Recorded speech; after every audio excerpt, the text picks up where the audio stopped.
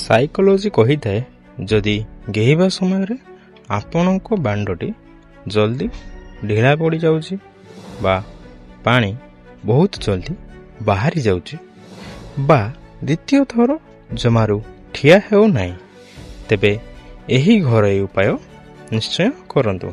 ପ୍ରତିଦିନ ନିଜ ପକେଟରେ 7ଟି ହଳଦାନା ଥିବା ଗୁଜୁରାତି ରଖନ୍ତୁ ଓ ଏହାକୁ ସକାଳଠାରୁ ଆରମ୍ଭ କରି ରାତି ହେବା ପର୍ଯ୍ୟନ୍ତ ସେହି 7ଟି ଗୁଜୁରାତିକୁ ଗୋଟେ ଗୋଟେ କରି ଚୋବାଇ ଖାଆନ୍ତୁ।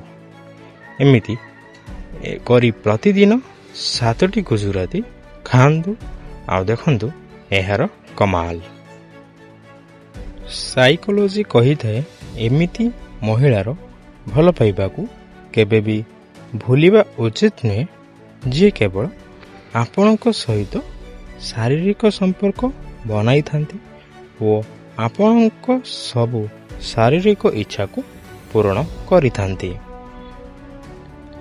ସାଇକୋଲୋଜି କହିଥାଏ ଯେଉଁ ସ୍ତ୍ରୀ କୌଣସି ପୁରୁଷ ଆଡ଼କୁ ଦେଖି ନିଜ ଶାଢ଼ୀର କାନି ଖସାଇ ଦେଇଥାଏ ତେବେ ବୁଝିଯାଆନ୍ତୁ କି ସେ ଆପଣଙ୍କୁ କରିବା ପାଇଁ ଇସାରା କରୁଛନ୍ତି। ସାଇକୋଲୋଜି କହିଥାଏ କିଏ କେତେ ବି ମହାନ ହୋଇଥାଉ ନା କାହିଁକି ତେବେ ତାଙ୍କ ପଛରେ କେବେ ବି ଅନ୍ଧ ଭଳି ଚାଲନ୍ତୁ ନାହିଁ। ସାଇକୋଲୋଜି କହିଥାଏ ମନର ଶାନ୍ତି ଠାରୁ ଅଧିକ ଦୁନିଆରେ ଆଉ କୌଣସି ବଡ଼ ଦୌଲତ ନାହିଁ।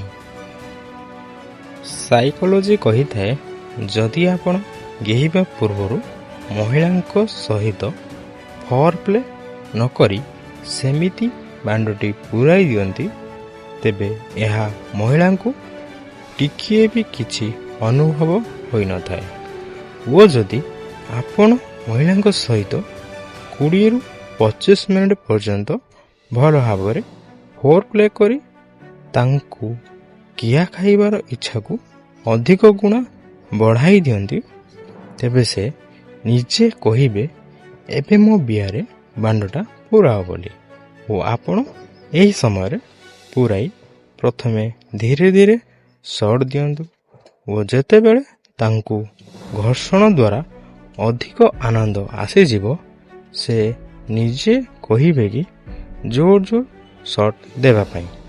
ଏଇଥିରୁ ଜାଣିଯିବେ କି ତାଙ୍କୁ ସ୍ୱର୍ଗୀୟ ସୁଖ ଅନୁଭବ ହେଉଛି। ସାଇକୋଲୋଜି କହିଥାଏ ଆପଣଙ୍କୁ କେବଳ ନିଜକୁ ନିଜ ଭିତରେ ଖୋଜିବାର ପରିଶ୍ରମ କରିବାର ଅଛି, ବାକି ସମସ୍ତଙ୍କ ପାଇଁ ଗୁଗଲ ଅଛି।